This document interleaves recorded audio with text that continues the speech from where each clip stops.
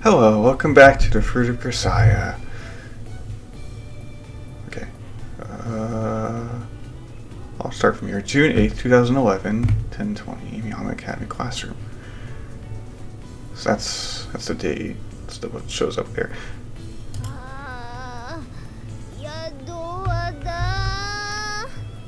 As soon as the lecturer leaves the classroom, Michiru slumps forward onto her desk. We've only gotten through 2 periods. Are you out of stamina already? そんなのわかってるけど、座学の授業が続くとどうしてもこうなるのよ。それからさっち、シャーペンの芯がなくなっちゃったんだけど、返し持ってる？はい、どうぞ。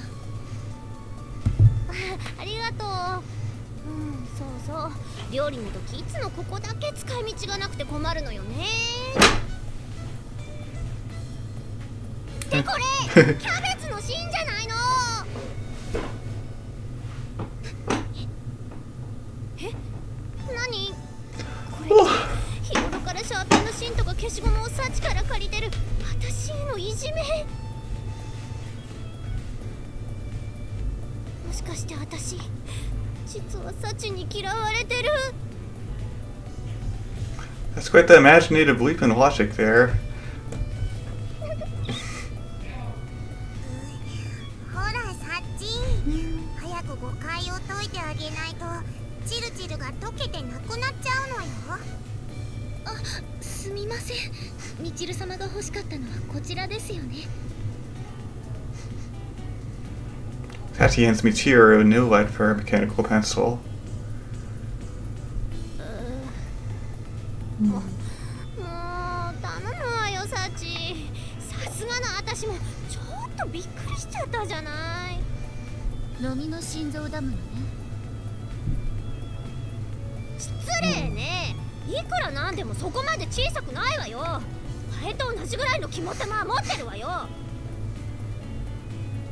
どうせ見栄を張るならもっとマシな生き物にしなさいよ。なんなら試してみる？いえ、本当に結構です。ごめんなさい。Way to prove her right. ねえねえサチ、私には負け組ハッパーちゃんとルーズリーフのことだよね。はい、どうぞマキちゃん。グラッチェグラッチェ。こらこらマキナ、教室で発情するの禁止。邪魔が入ったようなのよさ。じゃあ続きはベッドの上で。I'm willing to bet she saw some spy movie yesterday. But anyway, you really got the work, Sachi. 何でもというのはどんなものでしょうか。What? やっぱりここって突っ込んだ方がいいの？どうだろうね。 You're a unique one. ありがとうございます。しかもなんか褒められてるし。ねえ。 Let's see, do you have a chisel on hand as well? はい。 As soon as I request it, a chisel set emerges from the depths of her desk. How about a heavy-duty stapler that can handle dozens of sheets of paper at once?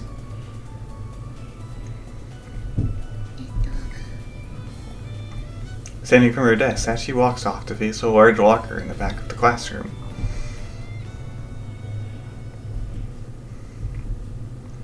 What's with that locker? It's twice the size of the others.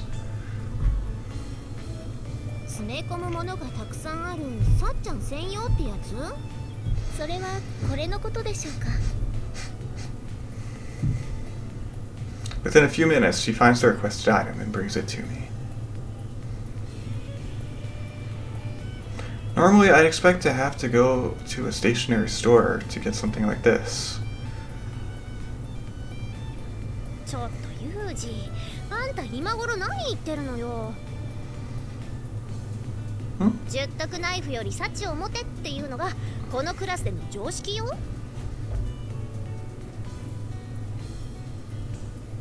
Are you saying your karate chop cuts sharper than a folding blade?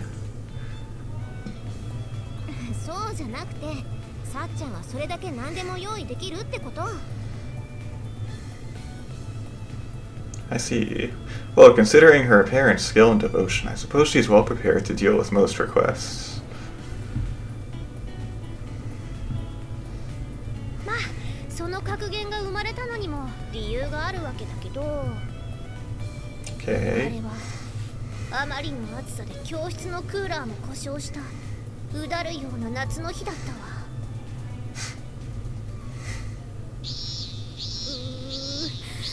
今日は本格的に寒いわね。これじゃあセミの寿命も2割ねえねえ、チルチル。じゃあ今日のお昼は鍋にしようよ、鍋。こういう時こそ体も心も。おお、マキナもたまにはいいこと言うじゃない。何あれ。さあ、暑さのせいで湧いちゃったんでしょ。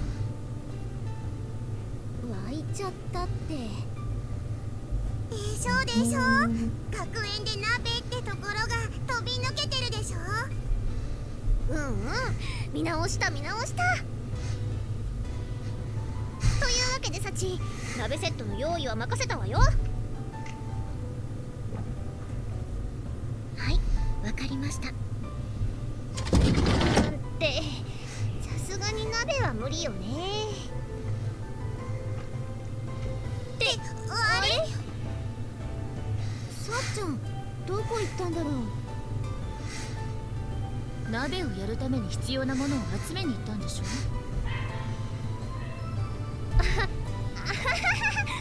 まさか。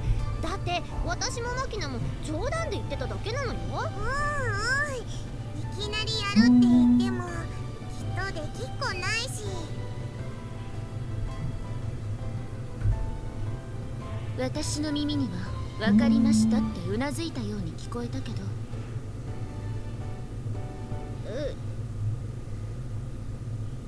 そう言われてみればうなずいてたかも。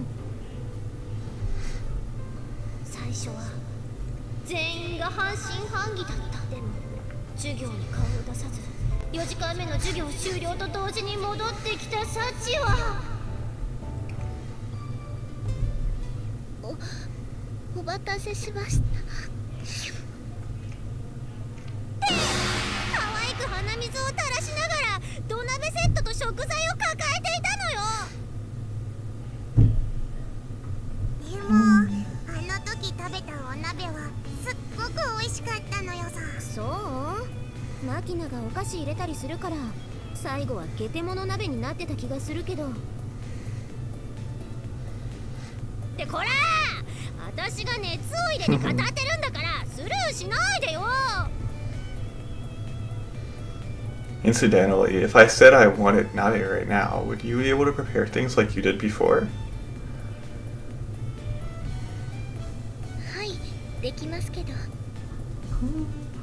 With a small nod, Sachi moves her gaze to the locker behind us. I see. Seems like you really might be more versatile than a Swiss Army knife. だからあんたも部活のこと言うのをやめなさいよ。サチには冗談が通じないんだから。Yeah. Alright, Sachi, let's change things up this time. Get together the ingredients for fulling salmon noodles. はい、わかりました。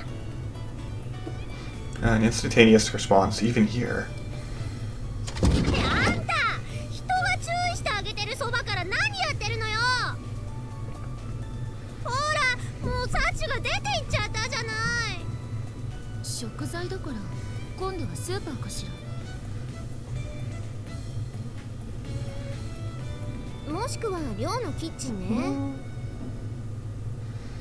Not a problem. I really do want to try this. じゃあなんで流しそうめん？ You said it yourself earlier, didn't you? It's hot today, so I thought a cool meal would be best. 何よ。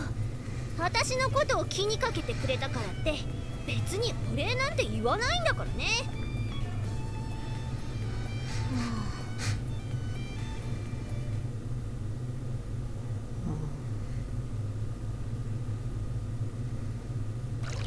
Huh. Okay, this looks about right. With a careful check of the bamboo flume that makes up the small canal, I've confirmed that the water is flowing smoothly.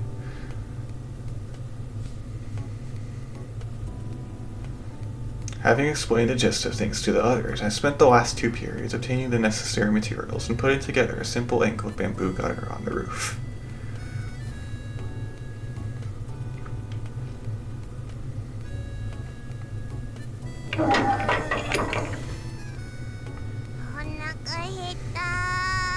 A few minutes after lunch break begins, my classmates, excluding Sachi, emerge. で、何これ？流しそうめんの流しでしょ。そうじゃなくて、なんでそんなものが学園の屋上にあるのかってことよ。もしかしてユージ君が作ったの？Yeah, there's a bamboo grove within walking distance in the direction of the mountains, so the materials weren't hard to come by.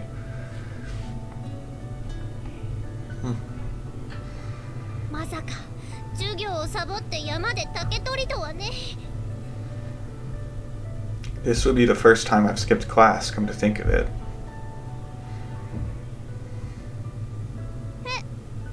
まさかあんた今まで一度も授業をサボったことなかったの？ Yeah, I suppose you could say that. 今時珍しいじゃない。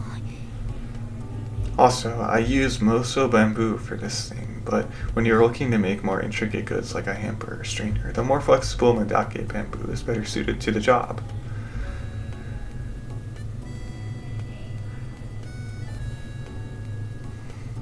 If you can tell the difference between the two, it'll come in handy when you're trying to live off the mountains. Keep it in mind. Ooh. Nice. 普通女子学生が山ごもりとかする必要ないし。そうね。お待たせしました。Sachi joins us, carrying a large tote bag on her shoulder.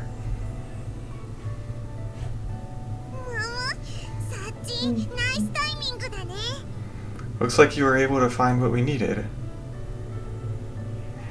はい、一通りの食材は用意できました。 Then let's start preparing for the meal. ここが余っているようだから、私はここにするわ。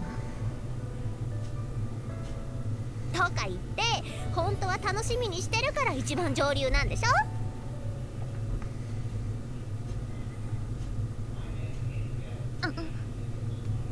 はあ、流しましょうか。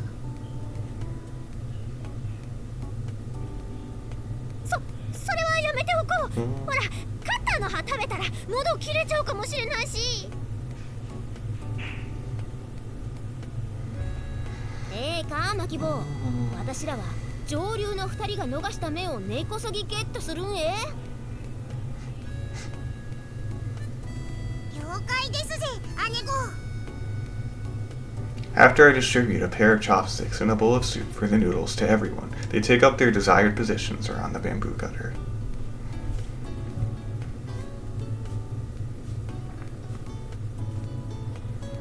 It seems like fulling somen is a rare experience for everyone, not just me. それでは、サチ先生、第一投お願いします。はい。 In response to Michiru's yells, Sachi releases a few strings of somen noodles into the waterway. それ、キャッチ。うまい。顔しないで。まあユミコも次頑張りなさいよ。次は絶対。あまね、もしかしてここすっごく不利ない？大丈夫よ。たくさん流し始めたら必ずこぼれが出てくるんだから。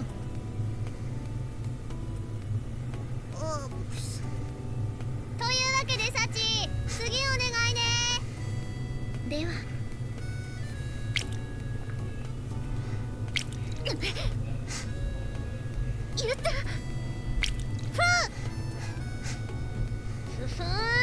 私だって。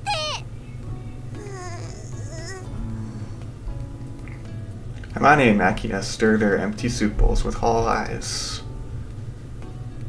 Because of the intense battle upstream, none of the noodles have reached their older position.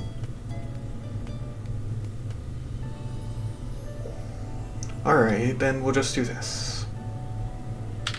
I set up another gutter that I prepared as a spare at a position below material. Sachi, let's get some in this one as well. わかりました。これがジャパニーズ直通電車で社長さん。ありがとう、ユージ君。No need to thank me. A long time ago, I had it beaten into me not to waste the things I make.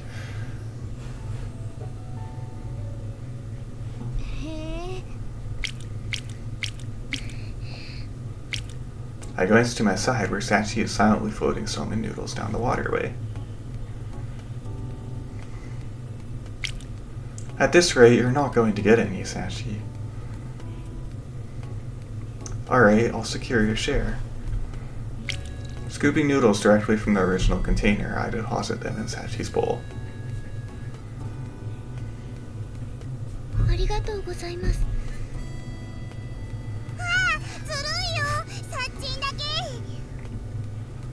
そういう手段があるなら、私もユージ君から直接食べさせてもらおうかしら。A pair of observant hunters are on me in seconds. Hold it, if everyone starts taking noodles directly, it's not flowing salmon. ここが私の部屋だったら、ユージ君だけに女体流しそうめんやってあげてもよかったんだけど。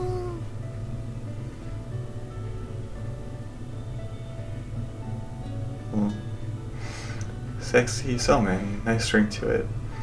ちょっと待ってあんた、いきなり何口走ってるのよ。 He's being silly.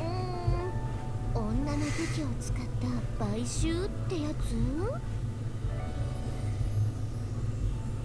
それなら私もやるのよさ。ラメーラメーって。ああ、もう何なのよこの子たちは。ほら小峰さん、手が止まってるわよ。あ、すみません。突然授業を休みたいというから何をするのかと思えば、屋上で流しそうめんとはね。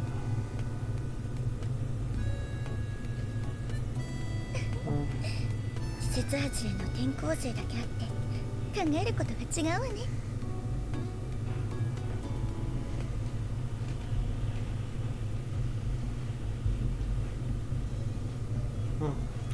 I've heard it takes about 3 days to get a cat to take to you. The girl named Risu Makina got attached to me even faster than that. Yes, this is the same Makina who used to flee the instant she laid eyes on me. I have no idea what changed her mind, but lately it's been quite the opposite, with her approaching me on sight.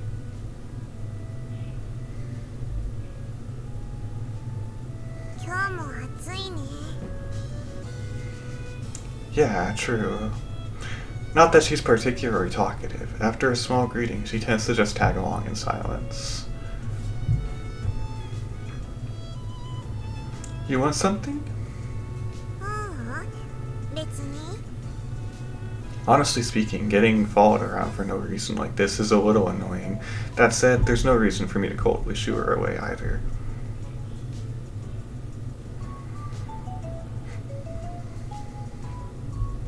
You don't need to go to afternoon class? 今日は私の選択してる授業もうないし。 I see. In other words, she's probably just bored. The schedule at this school is divided between the core curriculum in the morning and optional courses in the afternoon.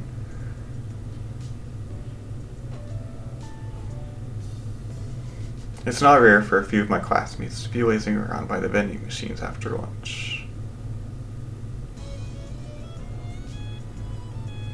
If you've got nothing to do, how about going back to the dorm and studying? Is what I'd like to say, but come to think of it, I'm also wandering around wasting my free 5th period.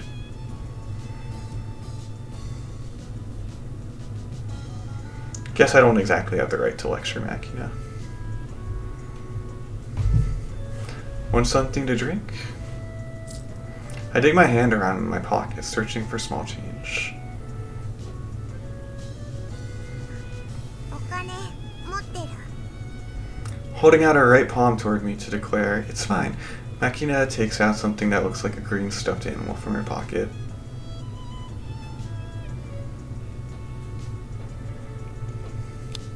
The vaguely frog-shaped thing seems to be a purse, as its red mouth opens wide with a snap of metal bearings.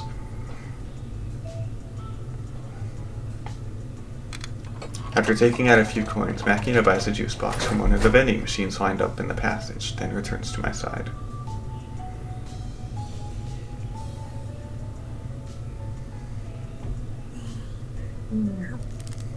Pulling the attached straw free with stubby, clumsy-looking fingers, Makina pierces it into the juice box and starts to slurp up the contents.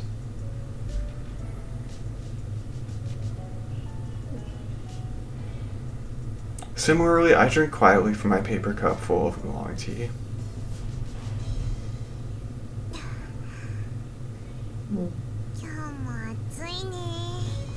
True. Now we're repeating ourselves. Probably evidence that we're both puzzled over how to get a conversation started. Who was it that told me the man has to break the ice in situations like this? Of course, I'm not confident I could pull that off if I tried. What do I talk about with a girl like Makina?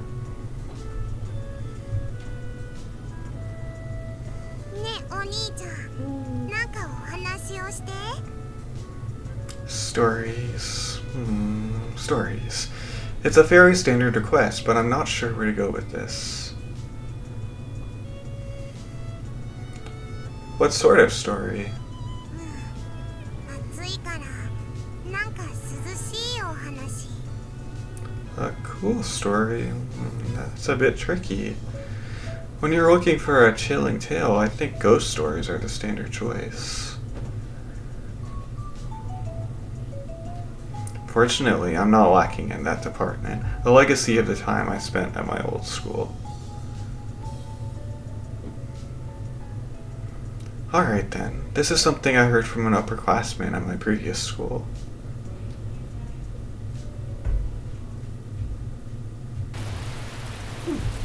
This is the story of an American soldier who found himself on a southern island in a night flooded with lukewarm rain. The soldier was making his way south through the darkened jungle amid the pelting downpour, following a native trail with 8 companions. Their objective was an enemy anti-aircraft position. The rain had been falling for 2 days straight, leaving the ground swampy as a paddy field. With the moon hidden by thick storm clouds, the soldiers couldn't even see the back of the comrade walking 2 or 3 meters ahead.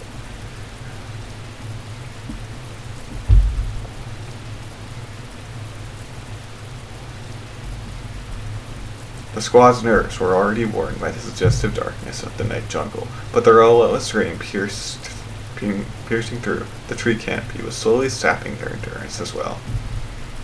Sapping because it's a tree.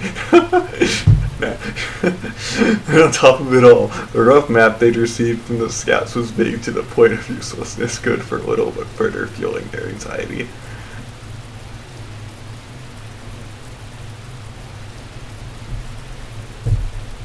As the squad trudged on at a virtual crawl through the knee-deep mud, it was inevitable that their formation grew increasingly loose.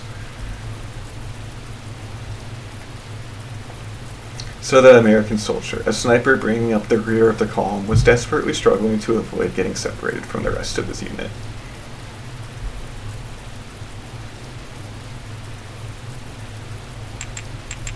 Eventually, he heard a distinctive clacking from some distance in front of him, rising above the sound of the rain.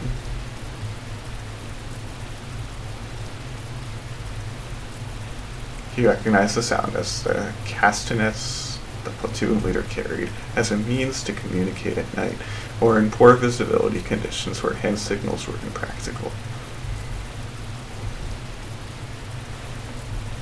The number of times he clacked indicated an order to halt on the spot. The man dropped to one knee in the muddy water, grasped his rifle to his breast, and removed the lens cap from his scope, shielding it from the rain.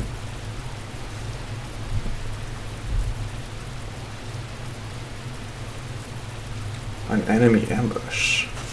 Lying flat on the spot, the man pressed his strong eye against the gun's sight. The back of the soldier in front of him came into view. No shots had been fired as of yet.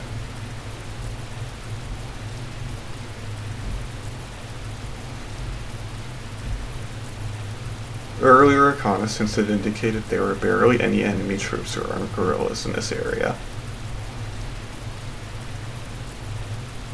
If there were enemies here, the odds were that they would be scouts, and most likely a fairly small group.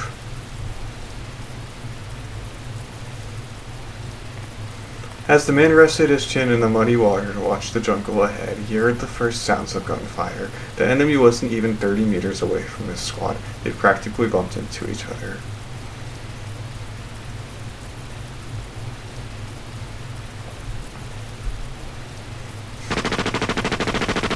Six lines of fire from the enemy position. Just as he'd thought, it seemed to be a small scouting group.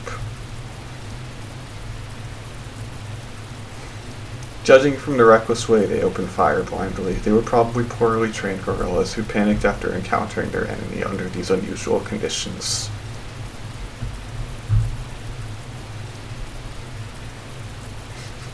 Removing his gaze from the scope, the man grasped his weapon and pulled back on the bolt handle, pushing a 7.62mm bullet into the exposed chamber. He quickly returned his dominant eye to the eye cup of his sight.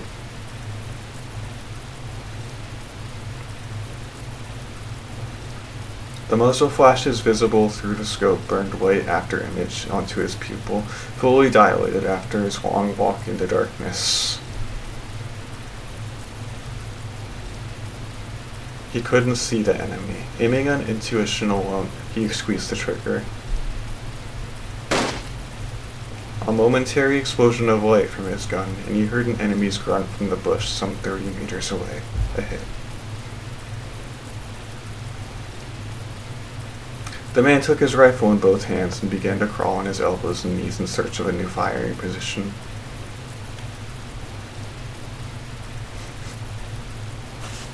After moving about 10 meters to his left, he discovered a convenient foxhole that would serve his purpose nicely.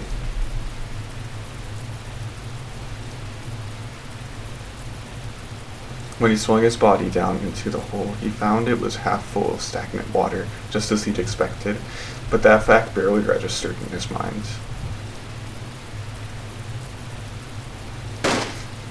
More importantly, from a position like this, he could snipe while hidden for a time. Sunk to the waist in the muddy water, he mechanically pulled back his rifle's bolt and squeezed the trigger, again and again and again.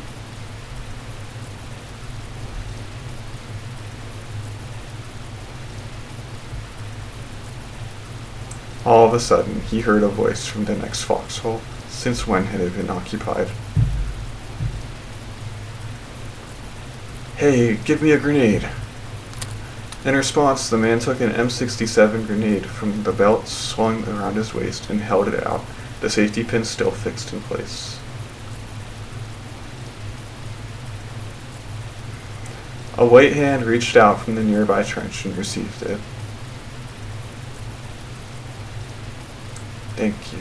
The man was certain he heard those words. But no matter how long the man waited, his comrade didn't throw the grenade. Maybe the safety pin was bent somehow and he couldn't get it loose. "Hey, you okay?" As the man was speaking those words, he started to move his head to look about the edge of his encampment. At that moment, the grenade exploded in the next foxhole.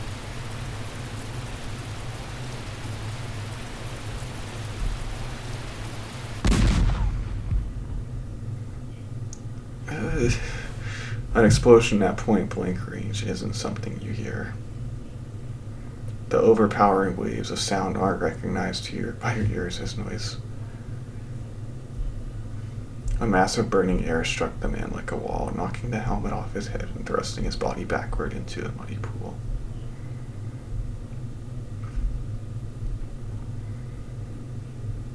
His mouth, thrown open by the explosion, was instantly filled with filthy water. As the man desperately tried to spit it out, he realized his tongue had been knocked back into his throat. He couldn't breathe.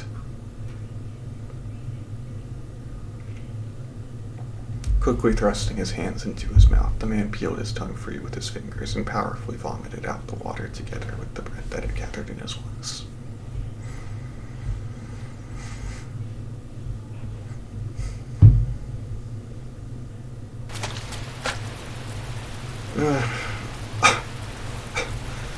His throat was burning from inhaling the explosion's scorching wind, and he couldn't stop the tears that were pouring down his face.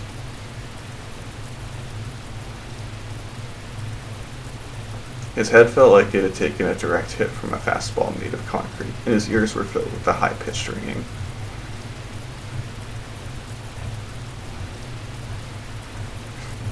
"Hey, you alright? Get it together."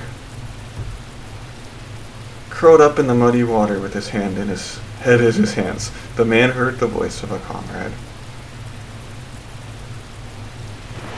At least his eardrums hadn't shattered. He felt himself being dragged up out of the foxhole by both arms. "We've got to move. Temporary withdrawal. Can you walk?" It took all of the man's effort to nod his head. He couldn't see, his ears were barely functional, and his throat was on fire. He couldn't even speak.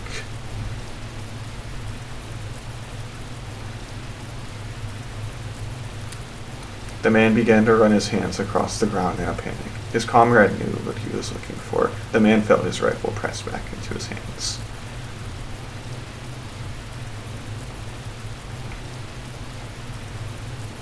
Reassured by the familiar feel of his weapon, the man swung it onto his shoulder. His hands still clutching the ground, he fled that place at a crawl.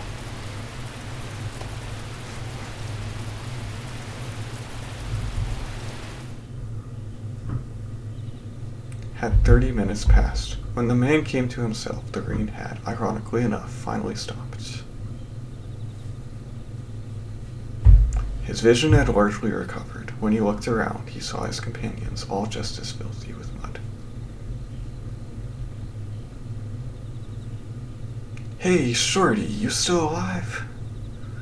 The sniper was still scurrying along the ground when that voice called to him. It belonged to a black man who joined the army at the same time as him.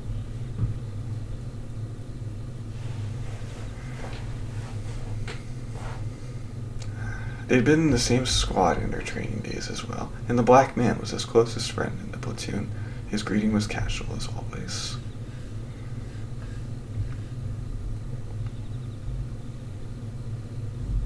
"Give me a break."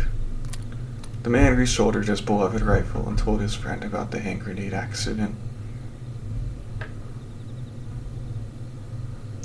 That voice from the next foxhole, the grenade he handed over in response. Moments later, the explosion. The man angrily spat out the details of his brush with death through another stupidity. The black man listened in silence. When the story was over, after a brief pause, he finally spoke.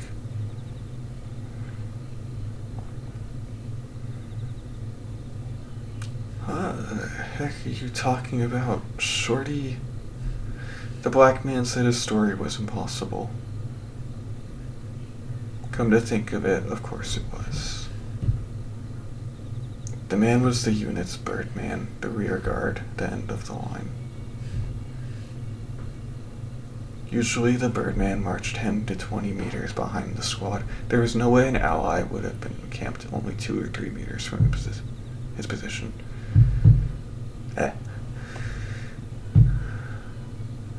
Even considering his movements to change his firing position, he couldn't have met anyone until the unit broke into retreat.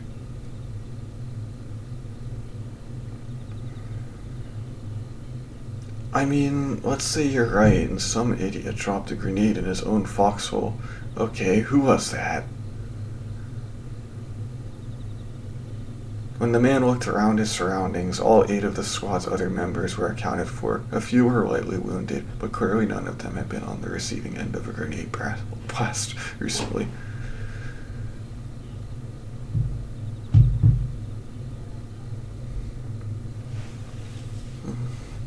So, who the heck did you give that grenade to? In response to his friend's words, a shiver ran down the man's spine. After rejoining the main force and completing his report, the man told his story to a grizzled veteran. The sergeant major had an explanation of sorts for him. That place is right around the site of an old battle where many Americans died. Among them were many wounded who had been cruelly, slowly butchered by guerrillas with spears and bayonets. And some who had reached to the grenades on their waist and pulled out the pin rather than be tortured to death.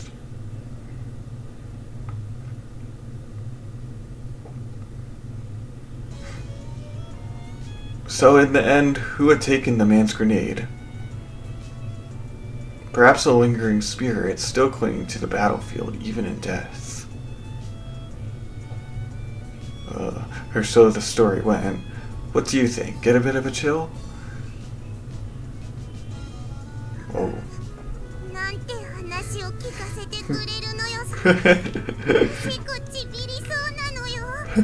Oh, sorry about that. Forget it.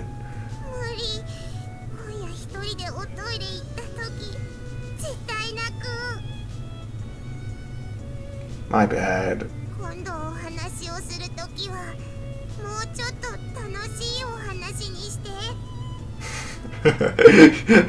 Yeah, got it. Akina throws her empty juice box into a trash can and starts to pat her away. As usual, she leaves as quickly as she arrives. But this time, after walking about 3 meters, Makina stops on the spot and turns back to me.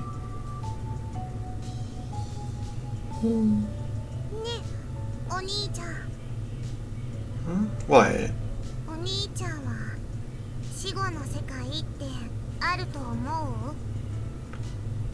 Life after death? Can't say for sure since I've never experienced it firsthand. If you believe in it, then maybe there is.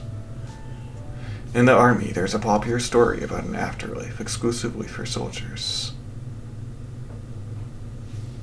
It's a story you'll find in the armed forces of pretty much any country, in pretty much identical form.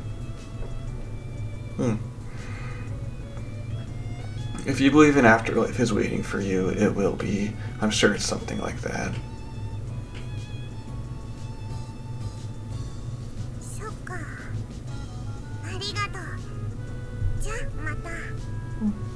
With those words, she runs off, this time without looking back. I don't think I said anything particularly interesting, but hearing words of thanks naturally lightens my mood anyway. Drinking up the remaining oolong tea with a gulp, I throw the empty cup in a trash bin and walk off toward our classroom for the 6th period class.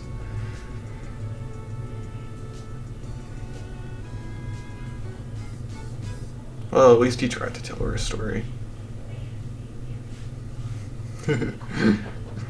There's a subspecies of women distinguished by an excessive kind of helpfulness, the burning desire to take care of other people's problems.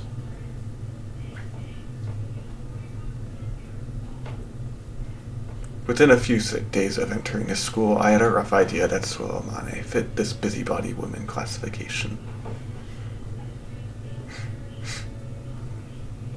But I have to admit I wasn't expecting her to extend her meddling to me quite so quickly.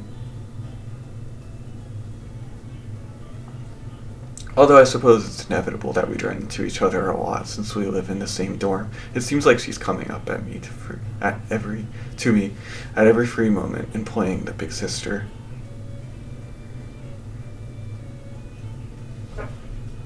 何か困ってることはない？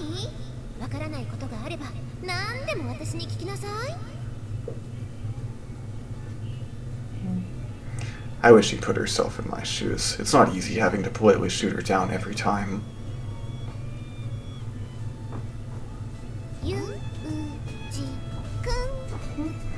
Not wasting any time, are you? I'm not sure how she got the idea in her head, but lately every time a break begins, Amane's been clinging to me from behind.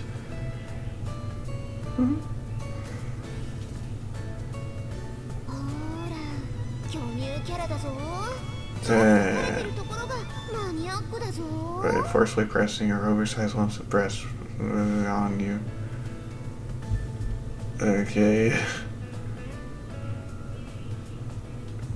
It showed my line and had a refined voice at the same time. Look, you're heavy. Remove your chest flap from my head. 何その言い草。ユージ君おっぱい嫌いなの？ On the contrary, I'm something of a fan. ならいいじゃん。もっと喜びなよ。若い男なら誰しもが夢中になるパイオツだぞ。そんな態度取ってると同性愛者だと思われてヒゲ面の親父に言い寄られるよ。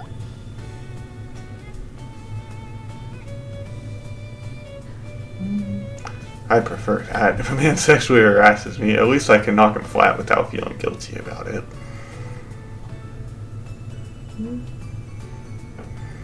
What do you want from me? If you have something to say, then spit it out already.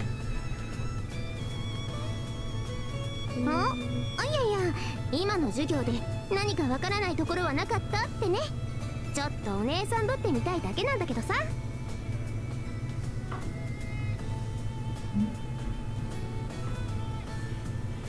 Thanks, sis, but I'm a big boy now, so could you please get lost?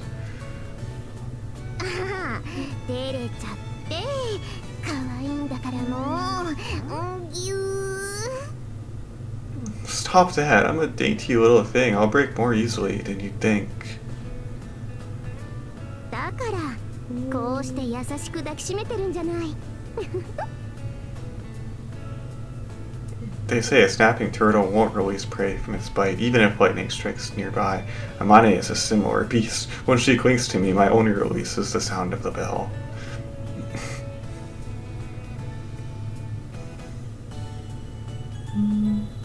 If this woman kept a pet cat, I'm positive it would go bald from stress within a week. I'm not confident my own hair will be safe if I allow these assaults to continue. I think it's about time I get my message across, even if it requires taking a somewhat harsh attitude.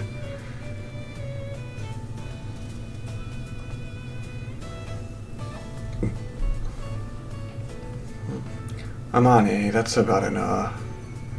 Just as I begin to shout, Sakaki appears with spectacular timing.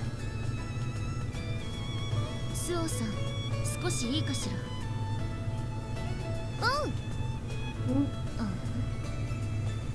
Yumiko grimaces at Amane's response. Her glare is expressive. Hey, who are you supposed to be? まあいいわ。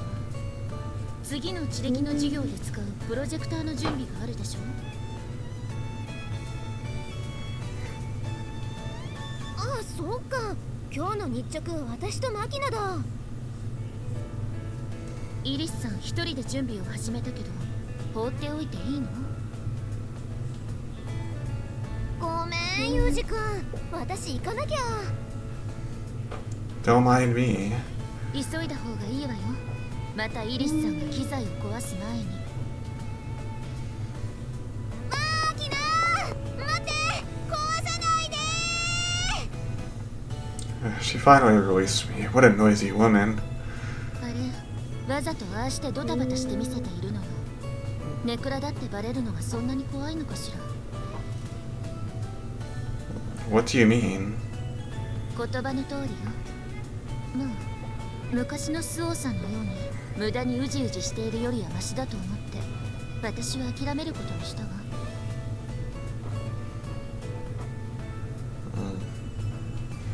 You make it sound like you're familiar with their past. Have you known Amane that long?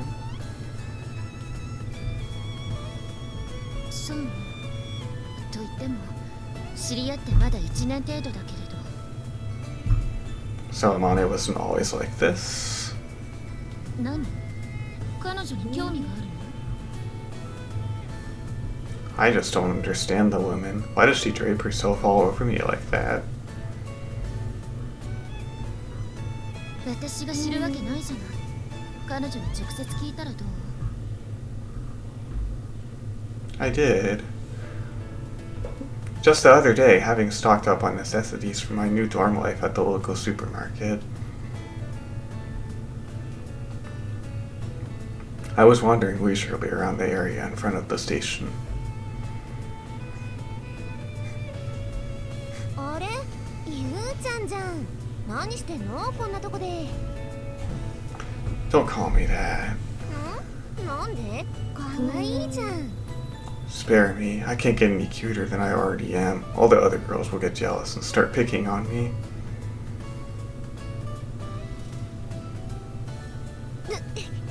そういう言い回し、誰かに似てるって言われない？ Like who? さあ、それより何？お買い物Amane pointed at the plastic supermarket bag dangling from my hands. ボックスティッシュに乾電池、サラダ油にマヨネーズ、あとはレトルトのカレーにデンタルフロス、それともやし。 Look, you, don't just start rifling through my bag. カレーを買うなら南口の山陽より北口の松栄の方が安いよ。もやしも松栄さんなら1袋29円だし。 You're as knowledgeable as always. Do you wander around comparing prices all day long? 別に毎日ってわけじゃないけど、買い物のたびにチェックはしてるかな。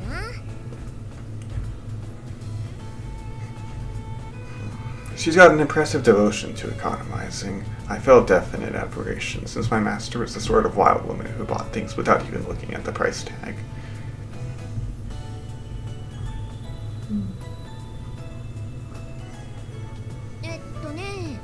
牛乳、卵、野菜を買うなら松栄さん、お魚、お肉、トイレットペーパーを買うなら山陽さんって覚えておくといいよ。 Well, I'm not that caught up on the price. I appreciate the thought, but I just want a store that's convenient.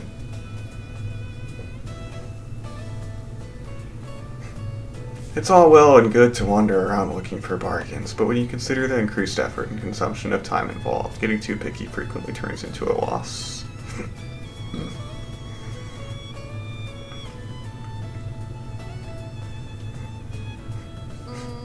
まあ、男の子はそうだよね。 That's right, I'll be going. 帰るの？ Yeah, I did finish my shopping. じゃあ、一緒に帰ろうよ。 As soon as the words left her mouth, Amane was standing by my side, firmly grasping my hand. What do you think you're doing? 何が？ This, of course. In demonstration, I raised the hand that Amane had gripped, or rather captured, her fingers entwined tightly with mine.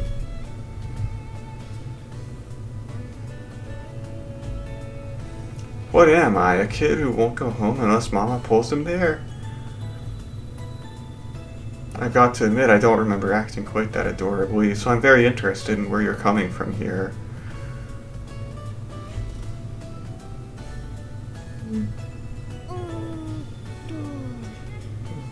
Still gripping my right hand tightly, Amane raised the forefinger of her other hand against her lip and racked her brains for an answer.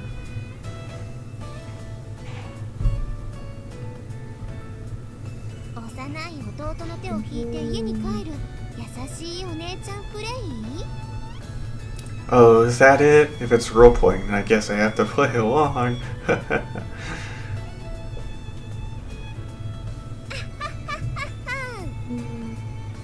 Did you really think I'd say that? Off! I forcefully yanked my arm free, shaking off Amane's grip.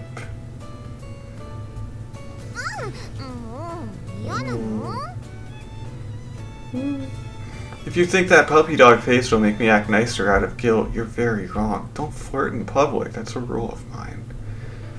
Well, she was just holding on to you. That's okay.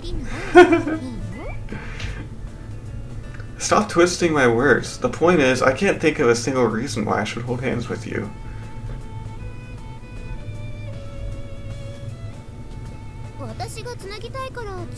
She's just being friendly. It's not an answer to the question why you want to hold hands.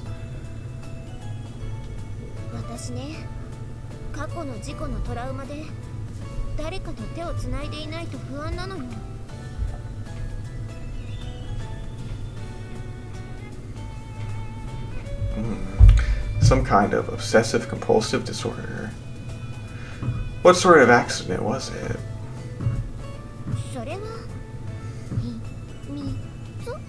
The heck?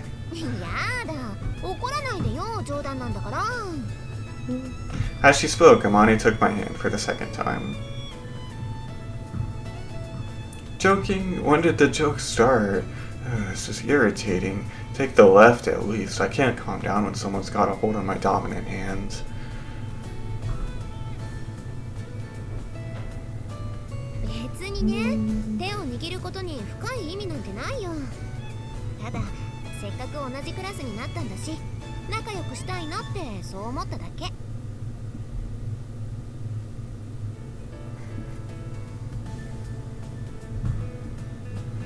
Why get friendly with me?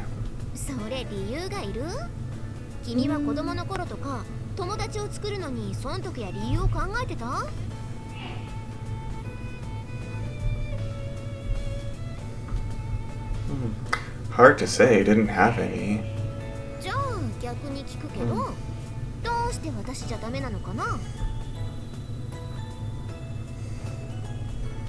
I wouldn't say I don't. I just want to understand your motive.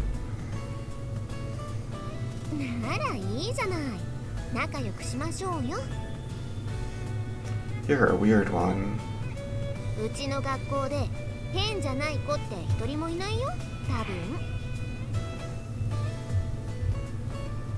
I'm going back.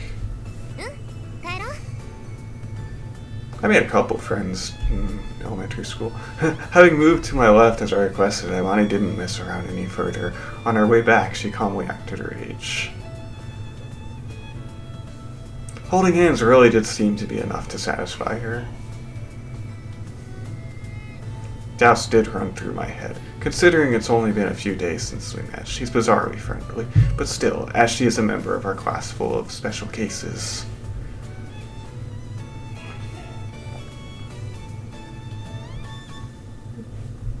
Despite her relatively normal facade, Amane must have her own unhappy circumstances. This hand-holding may well have some meaning for her.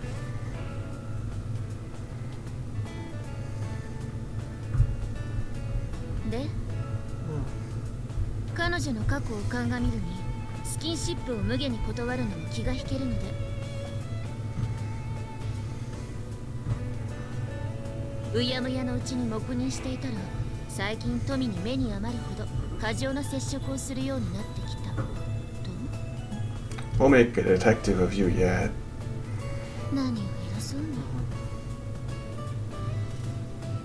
Sakaki, what sort of accident was Amane involved in?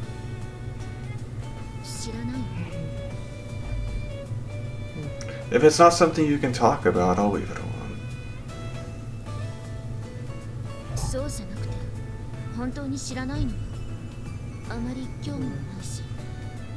でも文字通り交通事故だったという話ね。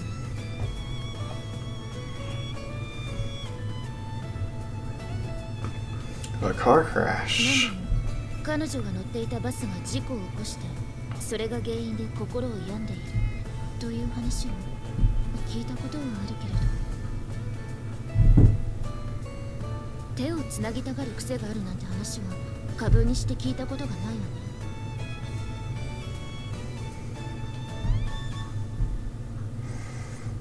Then why was she so persistent about it? だから知らないわよ。彼女視力が悪いようだし、それが原因じゃない？ Does bad eyesight make you want to hold hands? さあ、視力が未発達な赤ん坊が何でも口に入れて舌で物体の形状や温度を認識するのと同じで、何でも触ってみないと落ち着かないんじゃないかしら。A plausible theory, but I'm having a hard time buying it in her case. It's in the first place, are her eyes that terrible? 知らないわよ。興味ないって言ったでしょ。I'm wasting my breath talking to you. 気が合うわね。私もたった今、あなたとの会話はつまらないと言おうとしていたところよ。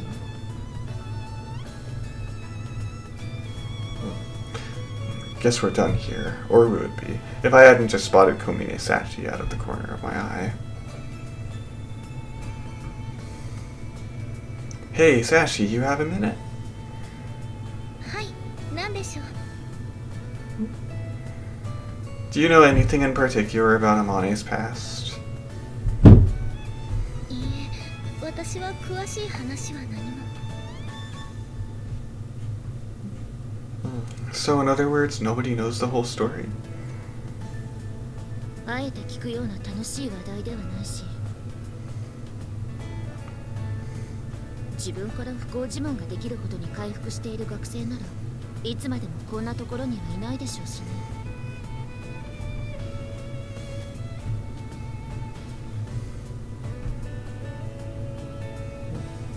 True enough. As long as the person in question doesn't want to discuss it, I suppose I shouldn't pry any further.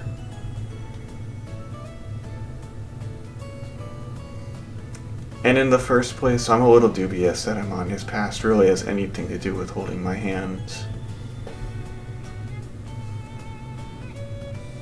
何か天音さんが思わず手をつなぎたくなるほどに好かれるようなことをしたのではないですか？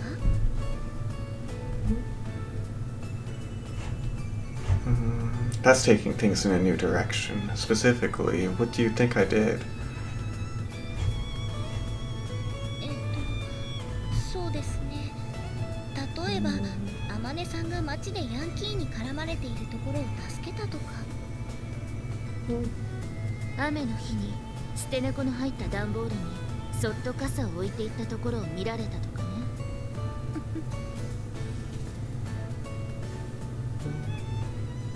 What's so funny? Well, whatever. Neither rings a bell. I have no memories of us being lovers in a previous life either. そんな記憶があったら気持ち悪いわよ。この学園に男の人が転入してくるのは珍しいですし、何かこうクラスメイトの男子とそういうデートじみたことがしてみたかっただけなのではないでしょうか。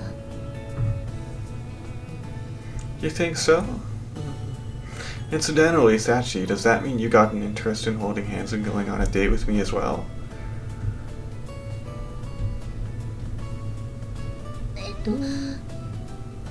手をつなぐこと自体は嫌ではないですし、俺と手をつなげデートをしろとそう強く命令していただければ絶対に断らないと思いますけど。 I see. Thank you for your valuable opinion. I'll file it under not helpful in the slightest. Well, how about you, Sakaki? 私があなたと手をつないでデート？ Right. Got any interest? 困ったわ。どう答えればあなたを傷つけずに済むのかしら。I get the picture. Thanks so much for your compassion. So in the end, asking around didn't get me anything resembling a clear answer. From what Sakaki says, it doesn't seem like Amane wants to hold hands indiscriminately. The mystery's only deepened. 大丈夫、マキナ。あそこ狭いからぶつけないようにね。大丈なんで言ってるそばからぶつけるかな、あんたは。私はそういう生き物なのよさ。Just at that moment, Amane enters the classroom, pulling Makina by the hand, oblivious to our gossiping. I point my thumb toward the pair in their connected hands. You said Amane doesn't have a habit of holding hands, right? まあ、イリスさんは特別。手をつないでおかないとフラフラとどこかへ行っちゃうような子だし。Sakaki watches Amane and Makina as she speaks. Suddenly, she clasps her hands together, as if struck by a burst of insight. あなた、あの子と同列に見られているのではないかしら。Say what? Wait, what? I've been put in the same category? With a kid like this, who you have to expect to get lost tottering after a butterfly? What a seriously unpleasant thought. スオさんは面倒見がいいのよ。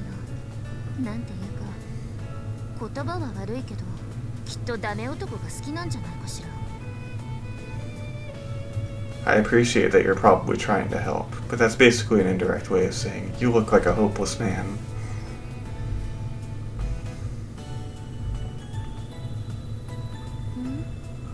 そう言ったつもりだけど。Sakaki, could you please stop rubbing salt in the wound without even realizing it? It kind of stings. あら、心外だわ。これでも随分と高評価しているつもりなのだけれど。Mind answering one last question for me? 何かしら。Is there even a single normal person in this school?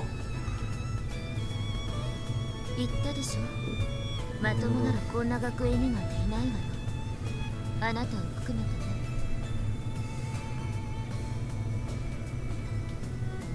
True enough. Don't think you've got some special variety of unhappiness. Sensing the admonition underneath Sakaki's words, I feel the stirrings of something like shame. Whether it's normal or not, this student life isn't bad in its own way. I've started to like this place enough to reach that conclusion.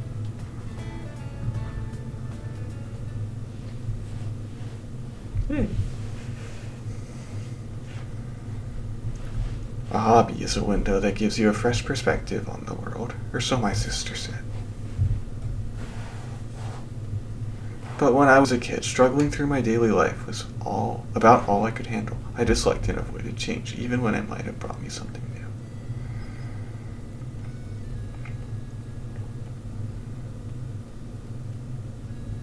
So my sister's recommendation was to at least try reading books.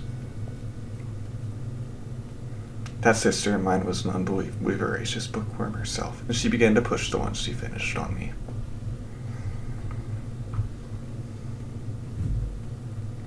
I soon picked up a reading habit, although I didn't find any particular meaning in it at the time. My sister is dead now, as are my parents and my master, yet I'm still reading.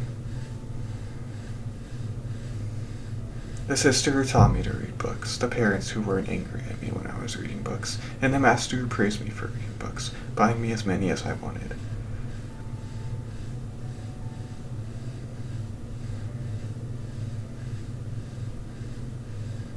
I'm grateful to them now since I've found some meaning in the act of reading. 風見くん、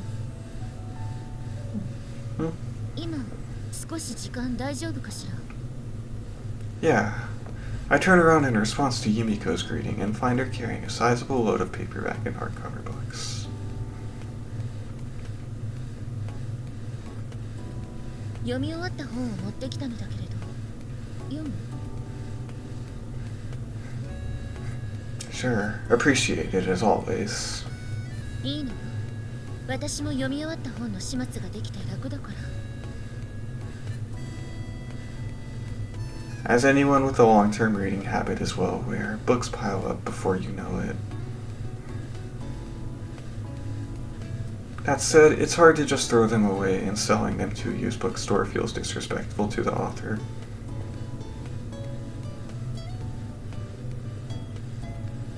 The ideal is to find another avid reader to dump them on. Incidentally, before I became Sakaki had apparently been pushing the books she finished onto the library. By now she's established her own private shelf and they're full of pleasure reads.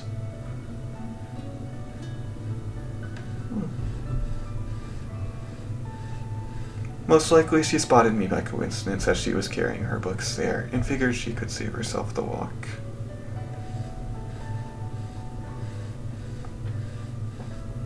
Heavy, right? Here. I slide my hands under the book Sakaki is carrying. Watch it. Don't take your hands off yet. The books are going to fall. あなたの手が私の手に触れているのだけれど。 Of course it is. Don't worry, my hygienic standards are higher than you might expect. そういうことじゃなくて。 You complain too much. Alright, I've got a hold on them. You can let go. 少し無神経よ、あなた。 That's so. Anyway, I'll gratefully read the books. When I finish one, I'll return it to the Sakaki collection, so if you want to reread any of them, they'll be in the library.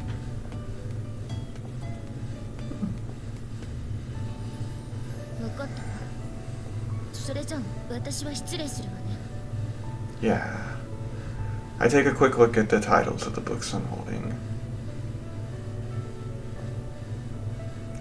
Sohei Akai, The Decisive Putting Battle, Kumabata Takeru, Yesterday's Black Cat, Hirao Itsuko, The Exit of the Desert. Sonoe Takumi, Professor Takeda's Dinner, Ethan Crow, An Insolent Woman, Shinanomi Katsuma, You Blew It, Omari. Ooh. Although she reads quite a variety of genres and authors, it seems that Sakaki fundamentally likes whodunits. Of the 6 books she passed me, 4 are mysteries.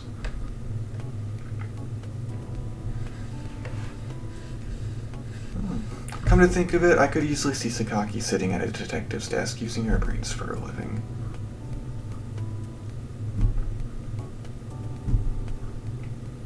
Flipping open one of the books, I speak toward the shadow of a nearby pillar. Makina, how long do you plan on hiding there? I'm not mad or anything. How about you come out?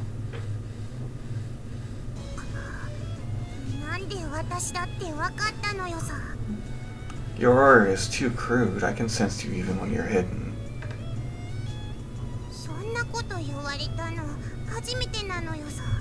I just said that for the heck of it. You were casting a shadow on the floor. I could tell it was you from the height in that shaggy head.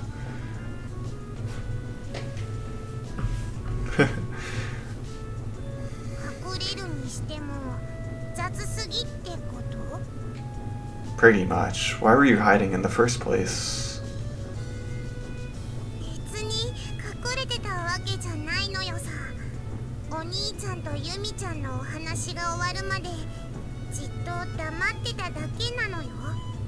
You don't get along with Sakaki?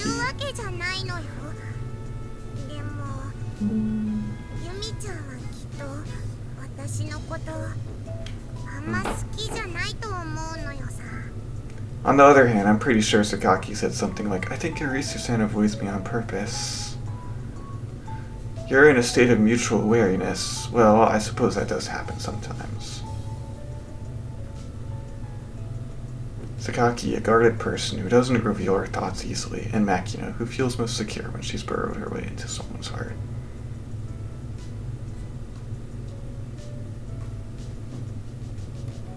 Their personal comfort zones may be incompatible. Well, it's foolish to expect everyone to get along with everyone else in the entire world. There's no need to forcibly push these two together, but at the very least, maybe a mutual compromise is called for.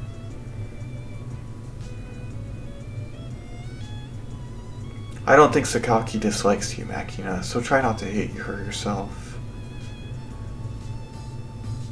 だから別に嫌ってないし、ただなんていうか、I see. 何を話ろ逆に聞くけど、お兄ちゃんはどうやってあの気難しいユミちゃんと年頃な間柄になったの？ Well, it's not like we're particularly close, but we have a common interest in books, so I guess that helped get things started. Of course, I get the idea Sakaki mostly views me as a little more than a convenient book disposal. After all, it's hard to say you're friendly with someone who scowls so bluntly just because your hands touch.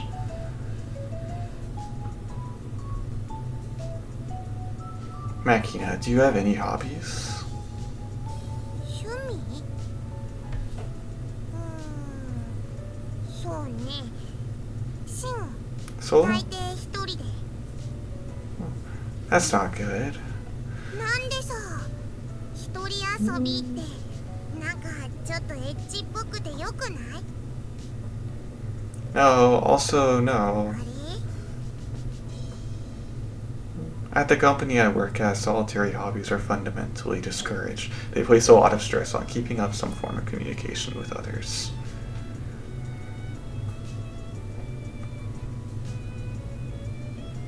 When it comes to the interests of the employees, the basics are alcohol, women, and gambling, but it's a bit difficult to own up to that in front of the boss.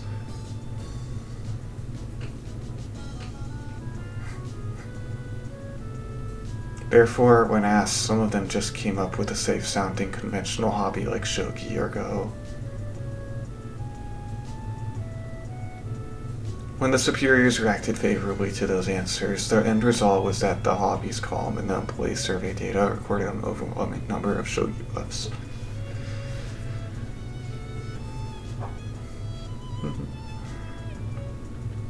Although going with the flow is pretty much the defining Japanese characteristic, it's still something of a pathetic story.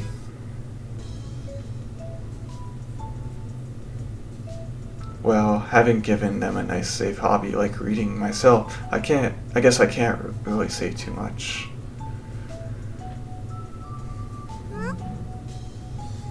Nothing, just talking to myself. Incidentally, once you're the one giving the surveys out, in other words, an executive type, the hobby of choice would be gardening.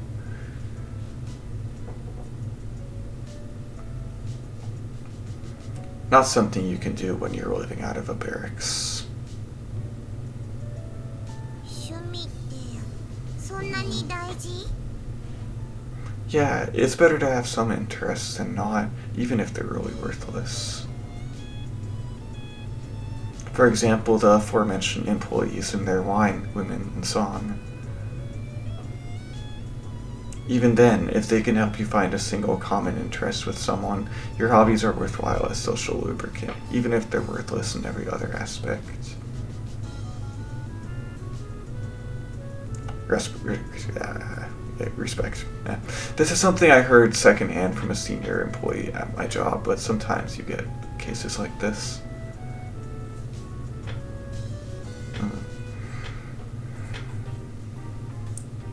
Another story. This is a story about a man who took a business trip to Gifu Prefecture. It was a group expedition with the purpose of field testing a new experiment that had just been deployed throughout his company.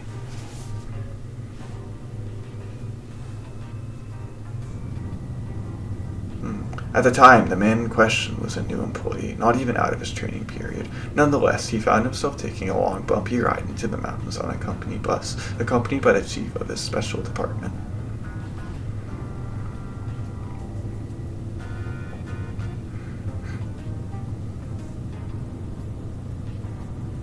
The man didn't have the first clue why he had been selected for the trip, let alone what he'd be expected to do on it. To make matters worse, he was sitting next to a powerful superior he barely knew.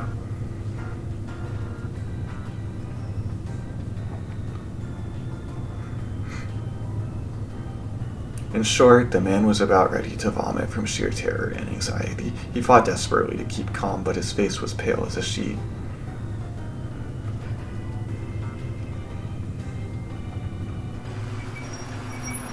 The bus finally reached its destination at the foot of Mount Kinka in Gifu after many unpleasant hours. But the man's relief was temporary, as his boss informed him they would be attending a large banquet in a high-class inn that night.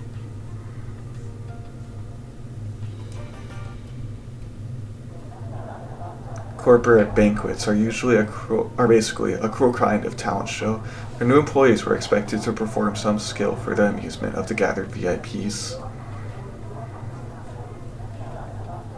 The newbies from each department mounted the stage one after the other. Quite a few croaked out popular karaoke ballads with stiff faces, but there were also some pretty competent juggling acts.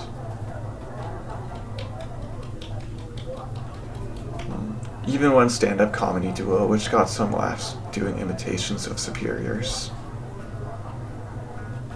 The man watched the other acts with a fluttering heart. His turn was approaching fast, but he was basically a walking, breathing lump of artistic incompetence, an asocial type without a single talent worth performing in front of others.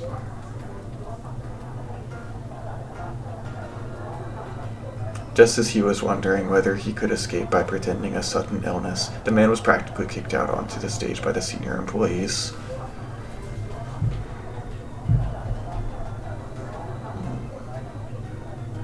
For lack of a better thought, he started to sing. But the man didn't know any popular songs. Worse, he couldn't remember any of the standard folk songs or children's music that might have worked in a pinch.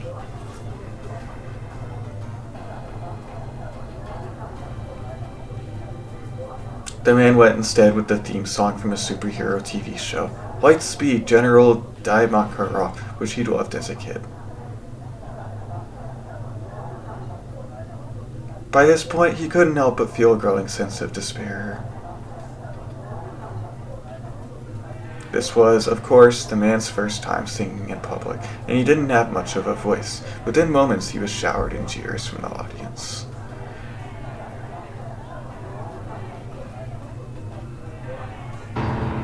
Heck are you singing? What's with you? Hey, jerk, are you just making it up on the spot? That's enough. Get off the stage. You suck. Although he wasn't the type to break down in tears, the man felt a deep urge to dig himself a hole and crawl into it. Only sheer stubbornness carried him through to the last humiliating note.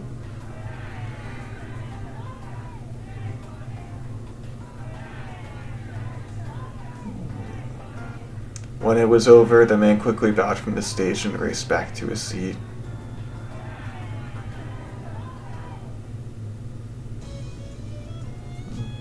On that walk back from the stage, the man had a thought. I wish I'd learned a popular song or two.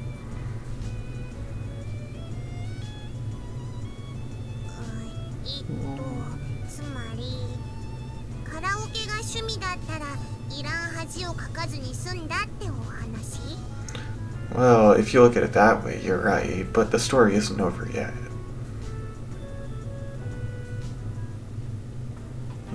With the equipment test wrapped up, the man had returned to his noon assignment at a branch office in Shizuoka. Someone called out to him as he was dealing with the transfer paperwork.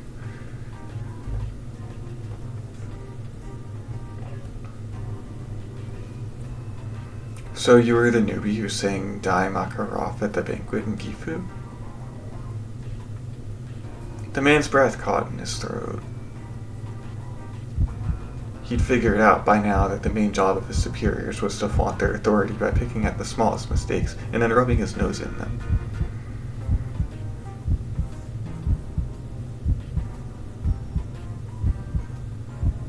And the manager speaking to him was infamous for his zealous leadership of his underlings. Frankly, the man was about ready to pee his pants.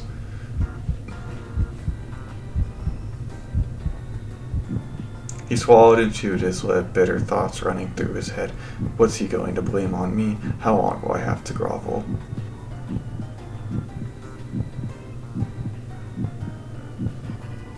But the manager's words took him by surprise. I loved that show when I was a kid. The man blinked, dumbfounded by this unexpected development. You from Hiroshima, kid? According to the manager, Daimakarov reruns were played relentlessly every weekday afternoon on the local station. In other words, practically every child in Hiroshima grew up watching the show. But the man wasn't a Hiroshima native. In the area he lived in as a child, the Children's Encore Theater program would broadcast old episodes of the show every summer.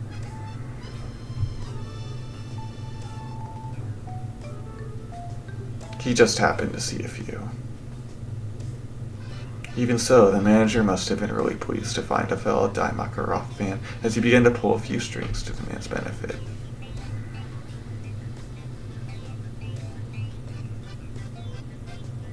One night after work, the man returned to his bed in the company dorm to find that a white plastic bag had been tucked underneath the sheets on his neatly made bed.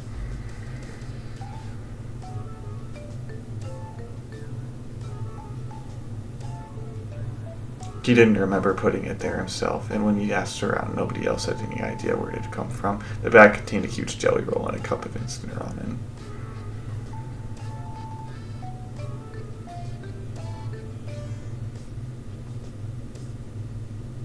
As a new employee, the man had to eat dinner at a set time at 5 p.m.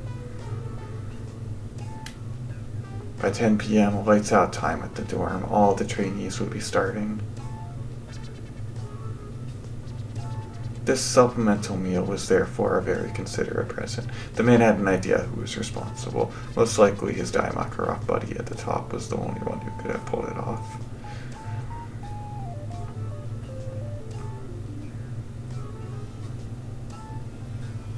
On top of the early dinner time, learning the ropes as a trainee is particularly tiring. His Daimakarov buddy had probably figured he'd have a hard time getting his young body to fall asleep on an empty stomach.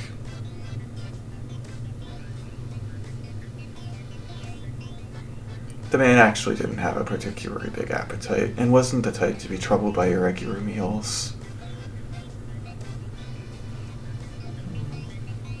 But then again, as a new employee, he didn't have much money he could spend freely on snacks and such. A little sugar was extremely welcome.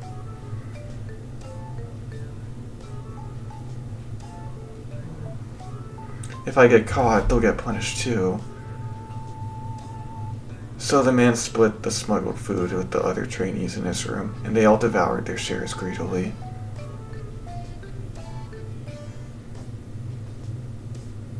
As the presents from his Daimakarov buddy at the time, they were known as the Daimakarov supply drop, continued, that talentless, quiet, and hobbyish triple threat contender for the asocial crowd suddenly found himself.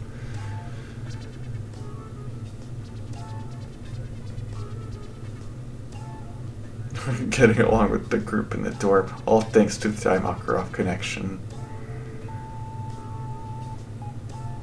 And 3 months later, when the man's training period came to end, it was once again his Daimakarov buddy whose recommendation got him assigned to the Chiba branch office he'd hoped for.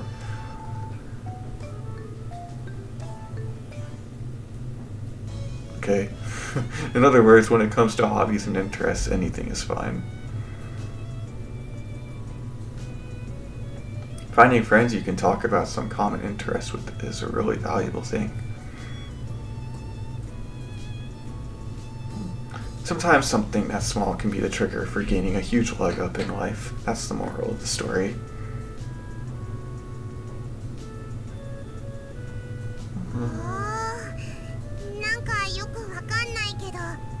イマカロフって大きなマカロンみたいで美味しそうなのよ。 I thought this was a pretty meaningful story. I guess it didn't quite get across.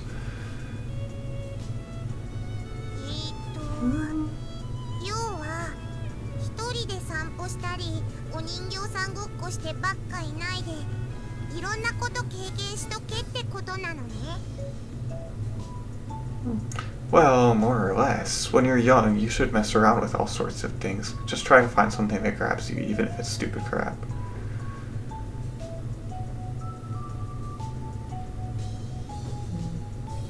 お兄ちゃんは今なんか夢中になってることあるの？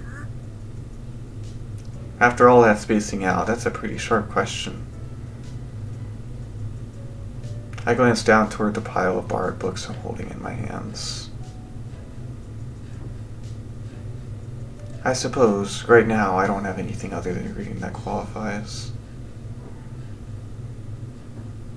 ロールケーキ食べたいね。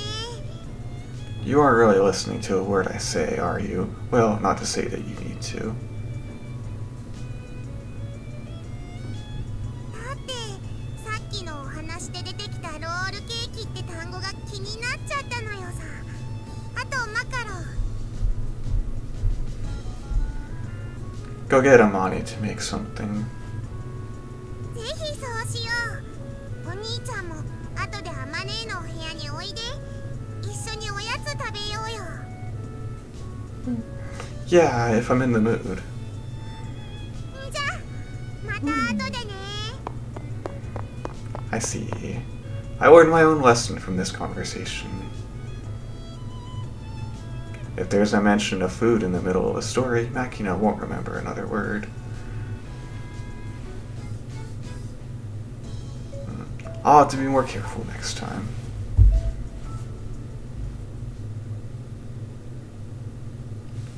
Oh, yay. Oh, now he's back in his room. Maybe I should read a little more. During my middle school days in America, I got a number of strange nicknames from my classmates. Mainly because none of them could be bothered to remember a Japanese name. On the predictable side, there was Jap and Shorty. My family name Kasumi got abbreviated to KZ as well. However, among my numerous nicknames, the only one that stuck through basic training was Gar. Short for garbage eater. It's not that I had a reputation for dumpster diving. It was a reference to my tolerance for horrible food.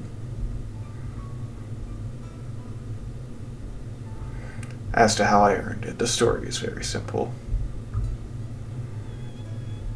The KP made a slop unfit for pigs, and I ate it without grimacing. Freeze-dried scrambled eggs, pork, and beans made from scraps of ham, bread with peanut butter, and ridiculously stringy meat were the staples.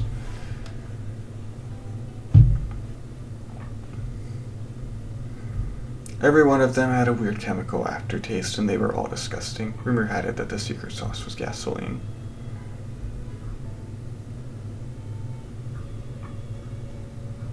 As for the chocolate cake we got for dessert, it was more commonly, inaccurately described as a dessert. A desert. Yeah. Desert. Okay. That cake was legendary for being inedible. No matter how starved you were, it would end up stuck in your throat as a dry lump, but I ate it and all the rest without complaining.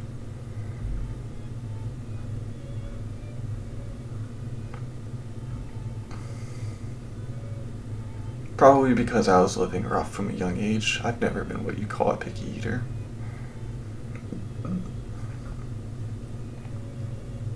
To put it simply, as long as my belly was full and my body was getting what it needed, the taste wasn't a concern.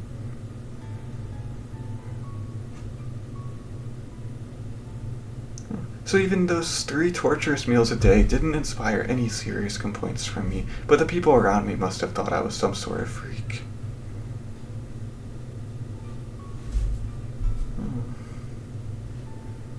And after a while, my nickname became Garbage Eater, then eventually just Gar. Hey, Gar, just how horrible a cook was your mom? I had a set response to this one. My mom didn't cook much. She was too busy screwing her dad's brains out. As far as my jokes go, I thought it was kind of witty, but now I didn't get that many laughs. I guess my delivery was a bit too stony. Well then, what should I do for dinner? I don't particularly feel a desire to eat, but if you don't take meals at 3 regular times a day, it throws off your body's clock and leaves you more susceptible to fatigue.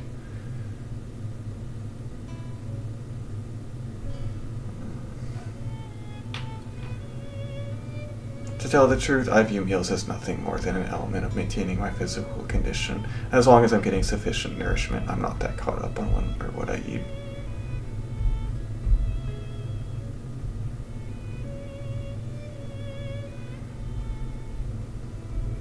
When I spend any effort considering things like that, all I end up thinking about is how much of a pain it's going to be to make something.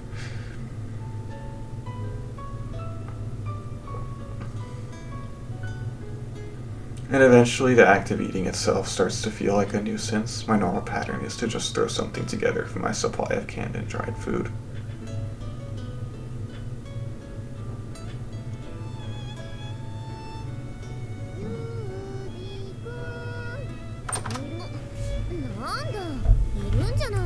Great. Okay. Pretty relaxing. Bye!